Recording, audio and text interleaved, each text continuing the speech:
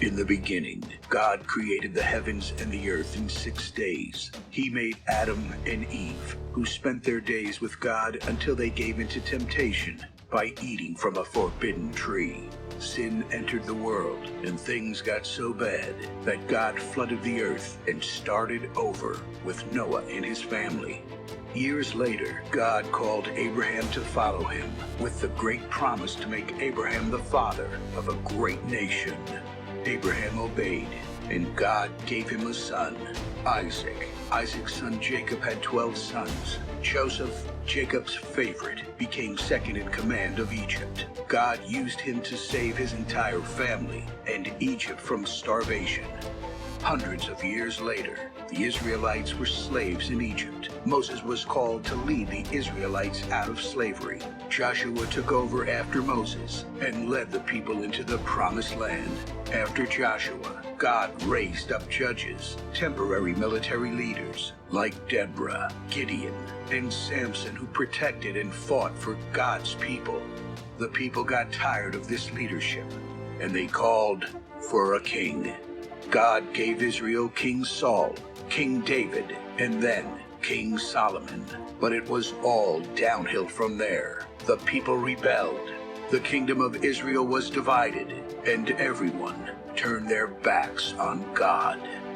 Prophets like Elijah, Isaiah, Micah, and Jeremiah warned that if the people didn't repent of their sin, there would be consequences. But the people ignored their warnings. The divided kingdoms were conquered, and God's people faced captivity in foreign lands. People like Daniel showed great courage and stood up for God when no one else did. Eventually, Zerubbabel led some of the exiled people to return to the Promised Land to rebuild the temple. Enemies such as Haman threatened to wipe out the existence of the Jews. But God used Mordecai and Esther to protect the people. Faithful men like Nehemiah heard the poor state of the Israelites and returned to Jerusalem to rebuild the city and its walls. Malachi, the final prophet, urged people to repent, but they refused. So God was silent for 400 years. No prophets, no miracles, and no angel visitations. But then, the silence was broken when an angel appeared to Mary, who was a virgin. The angel told her that she would give birth to the Son of God.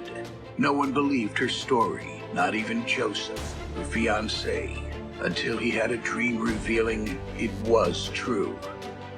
In the 9th month of Mary's pregnancy, Caesar Augustus issued a decree for a census, and Mary and Joseph returned to Bethlehem, where she gave birth to Jesus. He lived a perfect life, taught truth, and performed miracles, proving he was God. He showed us the full extent of God's love by taking our place and dying on the cross for our sin. He was placed in a grave, but 3 days later, Jesus rose again, conquering sin and death.